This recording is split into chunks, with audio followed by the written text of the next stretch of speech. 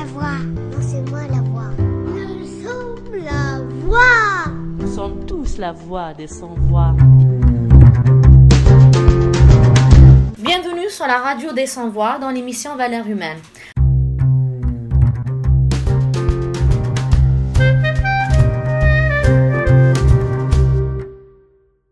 À l'occasion de la Journée internationale pour l'élimination de la violence à l'égard des femmes, journée célébrée le 25 novembre de chaque année, et ce depuis le 17 décembre 1999, nous consacrerons notre émission de ce jour à la lutte des femmes pour leur émancipation en Algérie. Et nous avons le plaisir d'accueillir Senhaja Akrouf. J'ai personnellement rencontré Senhaja à l'âge de 13 ans. Mon oncle nous avait présenté lors d'une fête improvisée au département d'anglais de l'université de Constantine. Vous y étiez étudiants tous les deux. Je garderai le mystère sur le nombre d'années qui nous séparent de ce beau souvenir. Néanmoins, Senhaja n'est pas qu'une bonne danseuse. Elle est également et surtout une militante féministe, reconnue pour son engagement et sa lutte depuis des décennies pour l'égalité des droits et l'émancipation des femmes, mais aussi pour le changement et l'avènement de la démocratie en Algérie. Senhaja est membre de l'association Appel Égalité, membre fondateur de l'ACDA, Agir pour le changement et la démocratie en Algérie, et l'une des animatrices des rassemblements de la place de la République en soutien au mouvement populaire en Algérie appelé le Hirak. Senhaja, bonjour. Bonjour. Et merci d'être parmi nous. Tout d'abord, est-ce que tu souhaites rajouter quelques mots pour compléter ce portrait rapide de toi? Rapidement, quoi. Rapidement, c'est que on ne naît pas féministe, on le devient. Donc c'est la situation familiale qui a fait que, à un moment donné, l'injustice au quotidien. J'insiste parce que beaucoup de gens pensent que féministe c'est théorique, mais je le dis souvent, le féminisme c'est respecter sa femme, c'est respecter sa fille, c'est respecter le voisin, c'est respecter. C'est la vie au quotidien, c'est une pratique au quotidien. Très bien, merci. Avant de poser mes questions à Senhaja, je propose à nos auditrices et auditeurs un rappel important de quelques chiffres alarmants sur la situation des violences faites aux femmes à travers le monde. Une femme sur 3 dans le monde a subi des violences physiques et ou sexuelles à un moment donné dans sa vie, le plus souvent de la part d'un partenaire intime. Seulement 52% des femmes mariées ou en union prennent librement leurs propres décisions concernant les relations sexuelles, l'utilisation de contraceptifs et les soins de santé. Près de 250 millions de femmes et de filles dans le monde étaient mariées avant leur 18e anniversaire. Plus de 200 millions de femmes et de filles ont subi une mutilation génitale féminine.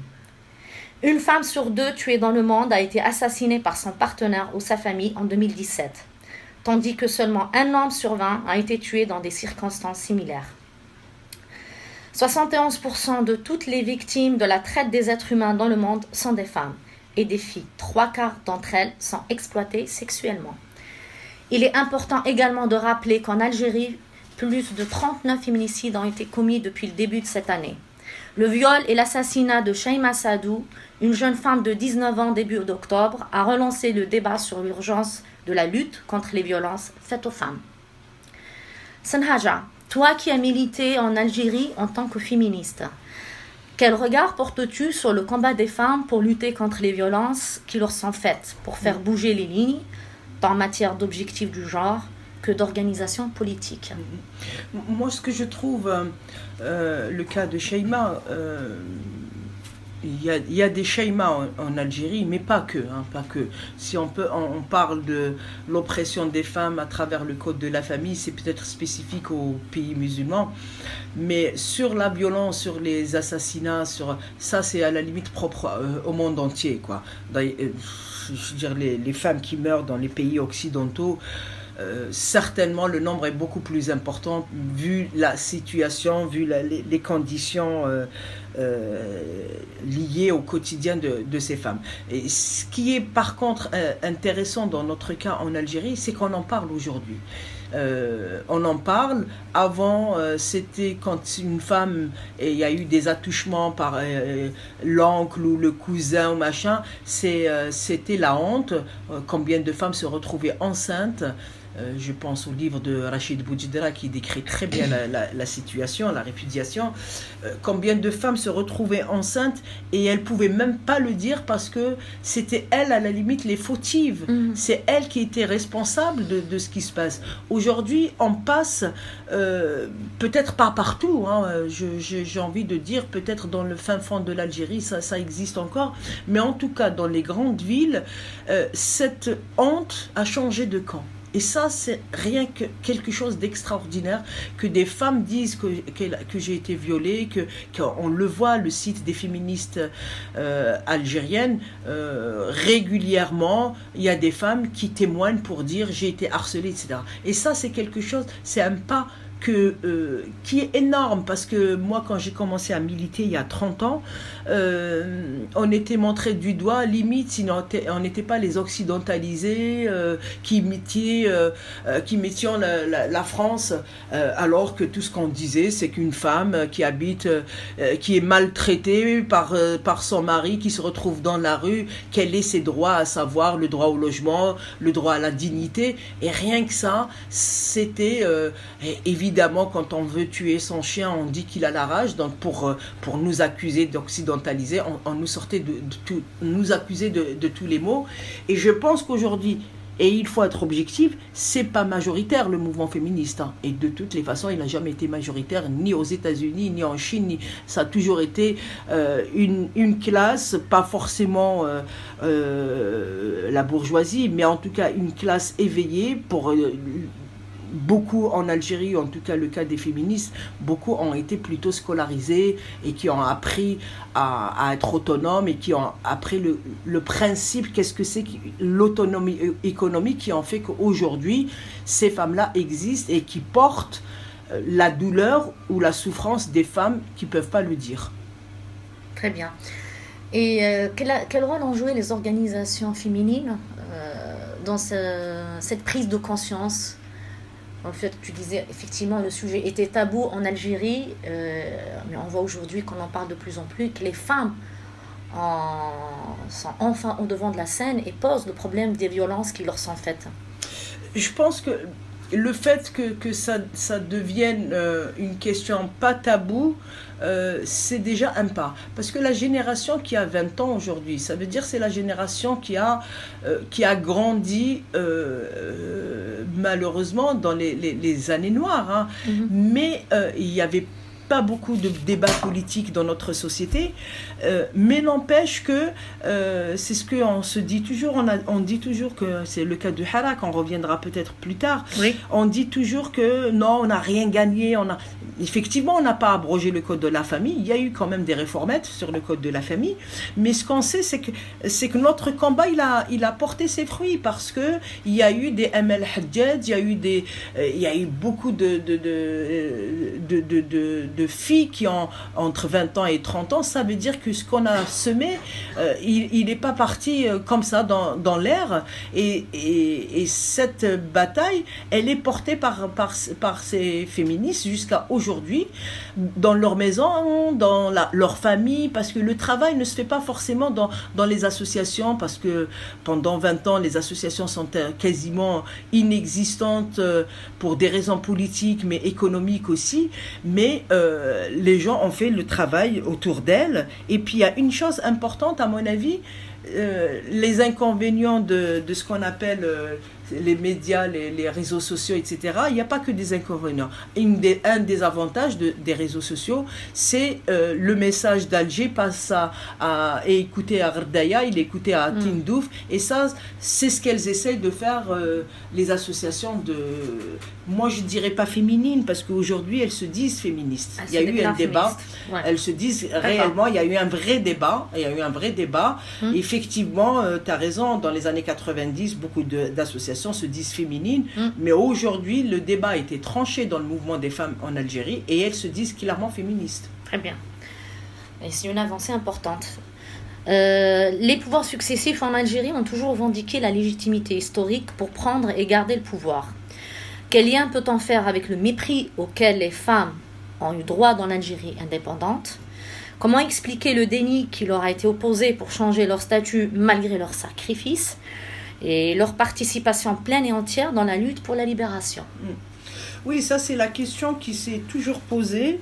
Il y a un beau film de Nassima, j'ai oublié son nom, qui s'appelle 10 490 à peu près, hein, c'est le titre du film. C'est le nombre de moudjahidettes qui ont participé, et elle raconte la vie d'une des moudjahidas qui s'appelle Nassima, qui était le bras droit de Ben Ramadan et qui était vraiment actif, très active après.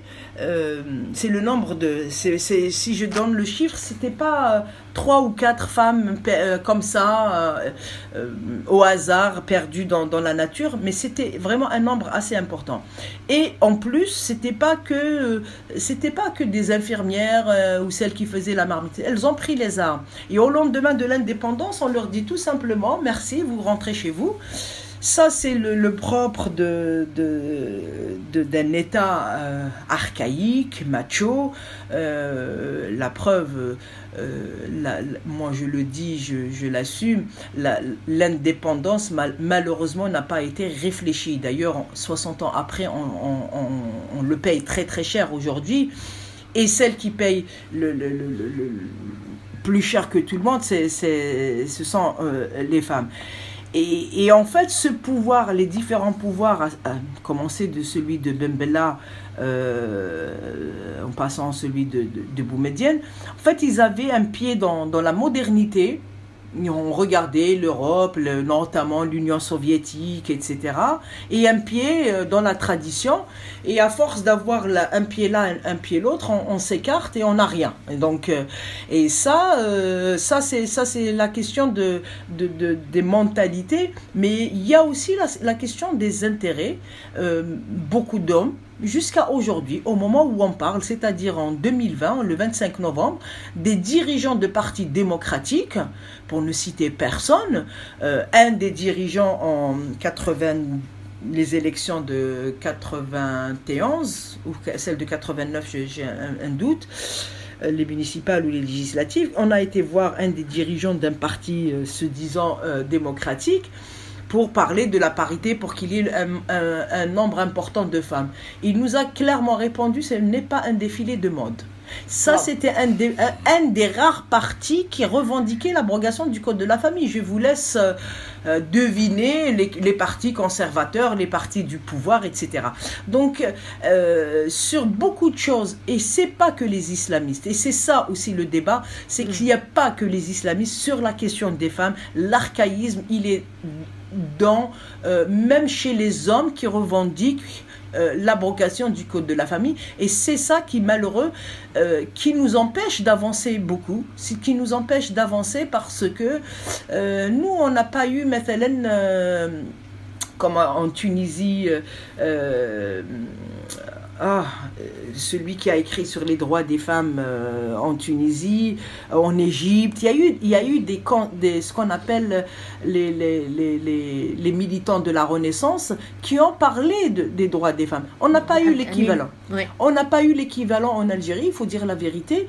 Et du coup, c'est aux femmes de tout inventer, de tout créer et de se battre à la fois sur des questions démocratiques, sur des questions dans la famille. Combien de femmes, on fait partie, nous, Nedjma et toi, tu le sais très bien, combien de copines que nous-mêmes, on travaille à l'extérieur et quand on rentre à la maison, l'homme, il est en train de regarder la télé ou il est en train de jouer sur son ordinateur et les femmes qui font le triple emploi et voilà. Donc, c'est la question des femmes, c'est une question qui doit être portée par toute la société. Même si c'est les femmes qui vont être toujours les moteurs parce que quand bien même Marx et Engels étaient probablement pour le prolétariat, mais c'est les prolétaires qui ont cassé les chaînes, c'est pas les théoriciens. Tout à fait. Marx même disait que la femme était le prolétaire de l'homme. Pour revenir à la situation des femmes en Algérie, la démocratisation de l'enseignement a permis l'accès des filles à l'éducation. Un fait que le pouvoir brandit comme une avancée inégalée en Afrique. Comment expliquer le fossé béant entre les aspirations qui l'a fait naître et la persistance des entraves et archaïsmes qui y font barrage, malgré les luttes des femmes dans leurs organisations et auprès des forces de progrès. Est-ce que tu peux me résumer l'idée? Parce que là, j'arrivais pas à... Alors, l'idée, c'est que l'Algérie, après l'indépendance, est un des pays qui a, si tu veux, généralisé l'enseignement des femmes. Il y a le pouvoir, comme je disais, à utiliser ça comme... comment dire, la preuve de progrès, d'ouverture, etc. Pour, si tu veux, montrer ce nouveau visage d'une Algérie indépendante. Et sauf qu'on voit dans les faits, je n'ai pas les chiffres exacts en tête, quand on prend au niveau uniquement du secteur de l'emploi, les femmes cadres supérieurs restent une minorité, une infime minorité.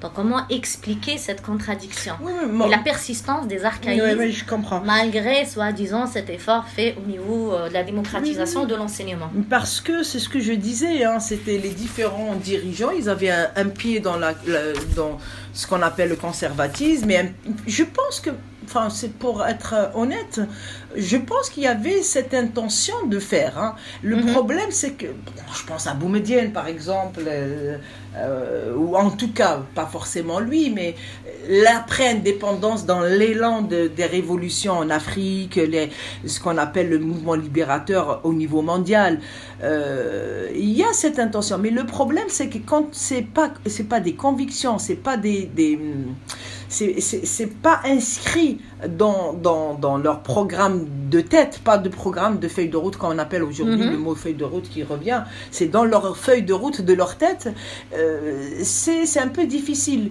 Je donne toujours l'exemple de Bourguiba qui n'est pas non plus, c'est un adversaire politique parce que c'est un libéral, tout ce qu'on veut, mais n'empêche qu'il a eu le courage d'imposer certaines questions qui ont fait avancer les droits des femmes, avec toutes les critiques qu'on peut faire à Bourguiba en tant que l'homme, enfin, en parlant économiquement parlant, libéral, etc. Mais sur la question des femmes, il a eu le courage de le faire. On n'a pas eu ça. C'est la réalité. On n'a pas eu un dirigeant qui dit voilà, c'est comme ça. Moi, je l'ai toujours dit, après l'indépendance, tellement qu'il était vénéré, Boumedienne, il aurait dit inscrit en l'égalité homme-femme, noir sur blanc, ça serait passé comme une lettre à la poste. Sauf que lui ne l'était pas. Il n'était pas convaincu, comme ceux qui sont venus après lui, les Chedli, les Arouel, etc. Eux-mêmes ne l'étaient pas, c'est ça. Et comme certains le sont, parce que quand ils ont des filles, ils se rendent compte que beaucoup se rendent compte de la réalité du code de la famille, y compris les dirigeants, y compris les islamistes, y compris les conservateurs. Ils se rendent compte des dégâts du code de la famille quand ça touche leurs filles en général. Et là, effectivement, ceux qui sont au pouvoir, ils le subissent pas réellement parce que soit ils ont de l'argent pour acheter ce qu'ils veulent, soit leurs enfants ils sont à l'étranger, et c'est qui paye en fait les dégâts de ce conservatisme, c'est la femme qui habite qui n'a pas les moyens, celle qui n'a pas fait d'études, etc. Et donc cet archaïsme, c'est ça qui fait la contradiction, hein. C'est exactement, c'est parce que quelque part le conservatisme, et je le dis encore une fois, ils sont comment dire, ils sont modernes sur plein de choses. Ils ont les dernières voitures, les derniers ordinateurs, etc. Et dès qu'il s'agit des femmes, on brandit soit le Coran, soit on brandit attends, il faut pas choquer, etc. Alors que sur d'autres choses, ils choquent pas, ça les dérange pas mais sur la question des femmes, c'est vrai que effectivement c'est le nœud et c'est le noyau dur pour une société pour évoluer. Et malheureusement, on n'a pas eu encore les personnes, pour ne pas dire la personne, qui serait convaincue de cette question. Et ça reste des slogans. Ouais.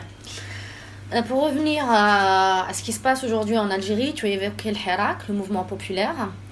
La présence et l'engagement des femmes dans le soulèvement populaire Hirak a indéniablement marqué ce mouvement. On le voit à travers le carré qu'elles ont réussi à imposer, par exemple à Alger, ou leur présence également dans d'autres villes, à Constantine ou à Oran, une présence importante dans les manifestations qui avaient lieu tous les vendredis. Quel impact crois-tu que cela pourrait-il avoir pour l'avenir des organisations féministes et leur évolution en Algérie. Bon, moi, je pense que la présence des femmes dans le Hirak a fait bouger beaucoup de choses. J'ai fait beaucoup de manifestations à Alger et je peux vous assurer que j'en ai fait. Hein. J'en ai fait 5 le 10 octobre, j'étais à Alger et depuis, j'ai pas quitté les rues, comme dit. Mais là, les manifs de partir du 22 février, etc., je reviendrai sur l'incident du carré femmes, mais les femmes sont présentes et sont à l'aise dans leur corps. Et elles sont à l'aise dans leur corps. Malheureusement, comme dit l'autre, c'est le vendredi. Le samedi, on revient à la société. Et il faut beaucoup de vendredis. J'ai presque envie de dire qu'il y ait tous les jours, parce que les vendredis, on le constate que les femmes, elles sont vraiment là, présentes à combien de fois j'ai vu dans des carrés, pas des carrés femmes, hein, des carrés mixtes comme ça, et des mecs qui ont l'air plutôt conservateurs, je dis l'air parce que on n'a pas fait de questionnaire, et on voit une femme qui scande des mots d'ordre et derrière elle, il répète quoi. Moi, je l'ai vécu à Paris aussi. À Paris, les premiers temps du Hirak, de fait, les militants qui me connaissaient, de fait, m'ont désigné pour présider les assemblées de la place de la République. Et il y avait beaucoup d'hommes, beaucoup, qui disaient, qui contestaient ce fait. Et petit à petit, ils contestaient des fois même physiquement, hein. Et petit à petit, ces mêmes hommes, 6 mois après ou quelques mois après, ces mêmes hommes viennent me demander, il faut que ça soit toi qui préside, il faut que ça soit tu as la capacité, il n'y a que toi qui as la capacité, etc. Et ça veut dire que le féminisme, c'est une pratique au quotidien. Ils ont compris que les femmes ne sont pas là que pour me donner du scotch ou acheter le café et le thé. Et ça, c'est la pratique au quotidien. C'est pour ça que les femmes, et beaucoup de femmes qui se disent pas, d'ailleurs qui détestent le mot féministe, j'en connais pendant le Hirak, qui sont pas voilées et qui détestent le mot féministe, mais sans se rendre compte, le fait d'être dirigeante dans une association, dans un collectif, elles font avancer la question des femmes. Ça, je reste convaincue. Maintenant, je reste convaincue aussi que sans l'organisation qui prend en charge spécifiquement les droits des femmes, on n'avancera pas. Parce que là, le carré femme, quand il est apparu en tant que tel, tout le monde disait, ouais, nous, ils vont diviser le mouvement, etc., etc. Ce qu'ils n'ont pas dit forcément à Alger, hein, ce qu'ils n'ont pas dit sur ceux qui ont porté l'emblème Amazigh. Hein. Par exemple, voilà, ils l'ont trouvé normal, même si l'emblème Amazigh a posé problème à Msila ou dans les villes arabophones de l'intérieur. Mais en tout cas, sur Alger, ça questionnait pas. Mais par contre, sur la question des femmes, c'est tout de suite, elles divisent, on pose. Et ça, je pense que c'est les premières à avoir posé la question en tant que telle, et on ne peut pas être dans un mouvement révolutionnaire sans discuter des questions qui fâchent et des questions de fond. Et ça veut pas dire que tout le monde doit être d'accord, mais au moins d'accepter d'en parler. Et je pense que le Hirak, malheureusement, on l'a arrêté et la Covid est venue pour lui donner un coup. Mais il faut que demain, si le Hirak reprend, les femmes réoccupent l'espace public parce que c'est important. Juste pour information, Alger, qui est l'une des plus grandes villes d'Algérie, à 18h, c'est le couvre-feu pour les femmes. C'est-à-dire, très peu de femmes circulent dans la rue d'Idouche à partir d'une certaine heure. Hein. Et il faut qu'elles soient à la maison. Le fait d'occuper l'espace, c'est quelque chose d'extraordinaire. On s'habitue à voir les femmes dans l'espace public. Elles se réapproprient. Ouais. Tout à fait. Pour venir à ce qui se passe dans le monde, tu vois bien que les peuples font face aujourd'hui à une domination sans partage du système capitaliste triomphant et ses accords de malheur. De quelle nature peut être la contribution du mouvement féministe dans ses revendications et ses formes d'organisation pour l'avènement de théories et pratiques renouvelées du changement et de l'émancipation pour l'humanité? Moi, je pense que le mouvement des femmes, c'est un mouvement interclassiste. C'est une réalité, même si, c'est-à-dire sur la question femme en tant que telle, la bourgeoise peut se retrouver avec la prolétaire. Ça, il y a pas de doute sur la question des revendications propres aux femmes. Après, dans le mouvement femme lui-même par rapport au grand capitalisme, je pense que le capitalisme broie tout ce qui est faible. Et il se trouve que les femmes, c'est les plus fragiles des fragiles, quoi. Donc, c'est pour ça que aujourd'hui, par exemple, avec la Covid, on réalise que ceux qui sont en Algérie, par exemple, mais pas seulement, beaucoup de femmes sont dans les secteurs soit tertiaires, soit les informels. Informels, c'est-à-dire ils vendent du pain, elles font les trucs elles sont pas déclarées, etc. Et donc c'est les premières à être touchées par les dégâts du capitalisme. Ça c'est indiscutable. Mais moi je reste convaincue que face au capitalisme, c'est un grand parti où les hommes et les femmes sont ensemble pour combattre le capitalisme, pour exiger l'égalité homme-femme. C'est le seul moyen de se battre contre ce grand capital que nous subissons aujourd'hui, malheureusement. C'est un débat qui est très présent dans le mouvement féministe aujourd'hui, entre celles qui se réclament de la théorie du cuir, et celles qui se réclament, comme toi, dans l'idée que le mouvement féministe est interclassiste. Oh, mais c'est pas aujourd'hui, ça a toujours existé. Oui, ça a toujours existé. Mais de plus en plus, depuis les années 90. Non, bien avant. Bien avant. C'est posé clairement comme ça. Ah, mais c'est clair, bien sûr. Depuis même juste après aux États-Unis. Dans les années 60. Aux États-Unis, cette question s'est posée très vite, quoi. Et même ici, Psychepo, le mouvement féministe qui sont liés au parti de gauche et le mouvement féministe qui est lié plus proche des gays, lesbiennes, etc. Ça s'est posé il y a très longtemps. C'est pas récent. Oui, c'est effectivement que ça se pose de manière plus accrue aujourd'hui avec, si tu veux, la montée du concept de l'intersectionnalité des combats. Mais est-ce que ce débat-là, ce qui est intéressant, est-ce que ce débat-là est présent dans le mouvement féministe algérien ? Un peu. Il est un peu posé, pas beaucoup parce que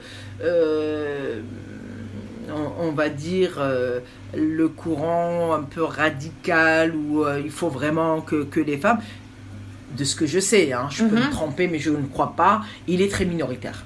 Il est minoritaire. Ouais, d'accord.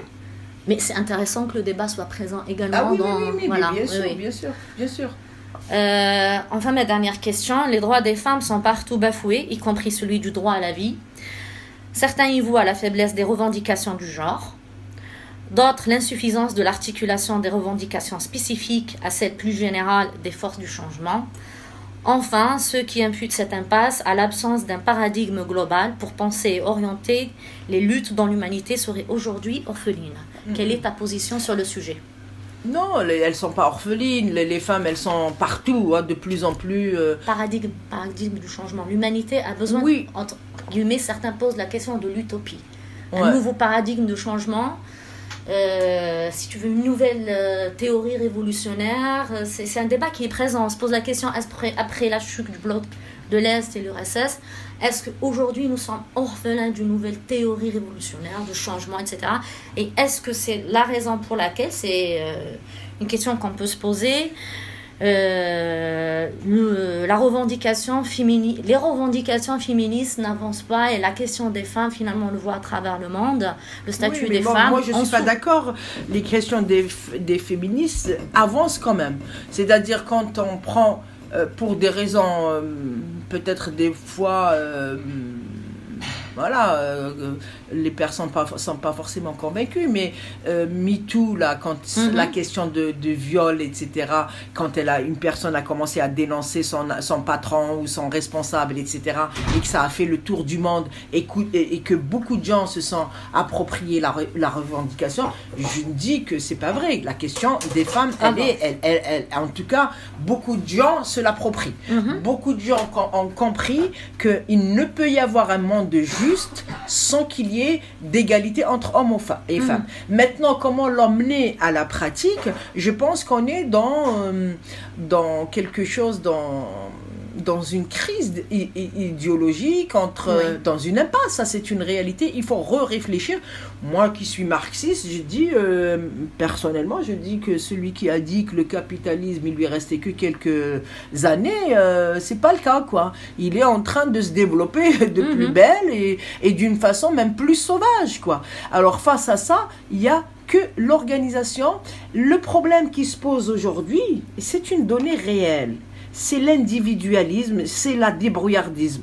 En Algérie, on dit tag ala men tag. Et cette théorie de tag ala men tag, beaucoup de gens, on le voit sur la libéralisation de beaucoup de choses. Moi, combien de fois je prends un taxi Uber et puis je dis ouais, quand même, je dis ouais, il y a du travail. C'est un beurre, c'est un beurre maghrébin, jeune. Et qui me dit, il y a que ceux qui ne veulent pas travailler qui ne travaillent pas. Je lui dis, ah bon? Il dit, bah oui, moi je travaille, je fais limite s'il ne fait pas 26 heures dans 24 heures, quoi. Mais pour aller, il travaille nuit et jour, il fait plus que 10 heures pour gagner de l'argent, pour aller en Thaïlande ou les dépenser. Et il pense que c'est ça la vie.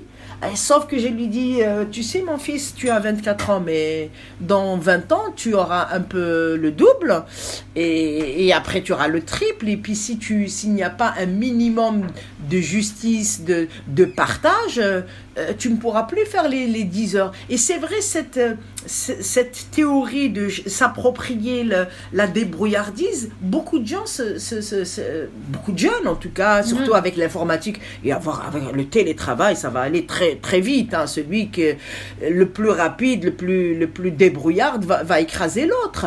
Et c'est la solidarité, moi je dis la solidarité humaine, etc., on le voit dans nos quartiers, etc.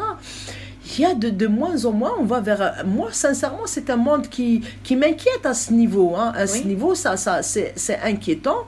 Et il faudrait que nous, qui avons des valeurs de solidarité, il faudrait qu'on soit plus virulent. Plus virulent, ça ne veut pas dire on va brûler les banques ou quelque chose. Enfin, ceux qui veulent le faire, qu'ils le fassent. Mais en tout cas, plus virulent et de ne pas être intimidé. Limite, aujourd'hui, quand tu dis je suis de gauche ou je suis pour les valeurs, etc., limite, si tu ne le dis pas en cachette, c'est-à-dire c'est l'inverse. Avant, les artistes, etc., même quand ils étaient de droite, ils le disaient pas. Aujourd'hui, c'est eux qui disent limite je suis au Front National, etc. Et c'est ces valeurs-là qui sont en train de gagner. Et il faut qu'on se mobilise. Il faut qu'on se mobilise parce que aujourd'hui, on a 20 ans, on a 30 ans, on peut faire face à cette barbarie capitaliste, mais on va vieillir et puis nos enfants, quel avenir si on se mobilise pas aujourd'hui pour les questions des femmes, pour les questions de tous les faibles, et les femmes, souvent, c'est les faibles du faible, et on ne sait pas dans quel truc on va être mangé. Et là, par rapport à la question de l'articulation des revendications spécifiques par rapport aux revendications générales, du changement. Mais moi, je pense que les changements, il faut qu'on inscrive tous les jeunes, tous les mouvements, par exemple les nuits debout, etc. Ça se fait de plus en plus. Hein. Alors, certains l'inscrivent, ce qu'on appelle la feuille de route, le nouveau mot moderne depuis la guerre de l'Irak, on parle de feuille de route. Moi, je ne connaissais pas ce mot avant la guerre d'Irak. Et ça, tout le monde devient la feuille de route. Beaucoup l'inscrivent, l'égalité homme-femme. Le tout, c'est que ça ne soit pas théorique, mais que ça soit pratique. C'est-à-dire, quand on est dans des associations, dans des collectifs, on le voit aussi. Moi, je suis dans une association où les hommes ils veulent avoir plus de pouvoir et c'est toutes les associations. Si les femmes ne se battent pas, ne s'imposent pas, elles vont se retrouver relayées à faire du scotch et préparer le café. Donc il faut qu'elles se battent même sur des détails, sur des mots. Moi j'ai envie de dire, quand on dit des mots comme ça, homophobes ou sexistes, il ne faut pas laisser passer. Il ne faut pas laisser passer à la maison quand ton fils te dit du mal d'une fille. Il faut le reprendre. C'est encore une fois, le féminisme, c'est une pratique au quotidien. Très bien, merci beaucoup. Je ne sais pas si tu veux rajouter un mot pour la fin, pour nos auditrices et auditeurs. Je rappelle que la radio des Sans-Voix est une radio qui a été créée, soutenue par le CFDA, le collectif des familles des disparus, qui est majoritairement constitué par des mères des disparus. C'est des femmes courageuses qui occupent la place publique à Alger depuis des décennies. pendant l'ère Bouteflika, pardon, les 20 ans de règne, je dis bien règne entre parenthèses de Bouteflika, c'était les seules femmes visibles et présentes dans la rue. Et ça aussi, c'est un exemple de combat féministe courageux. Je tenais à le rappeler pour nos auditrices et auditeurs. Et Sanhaja était un soutien aussi pour nous, pour le mouvement des familles des disparus. Ben oui, j'ai fait quelques rassemblements et c'était les moments où vraiment c'était le creux comme on dit, et que ces mères qui étaient debout nous rappelaient qu'il fallait pas baisser les bras. C'était important. Donc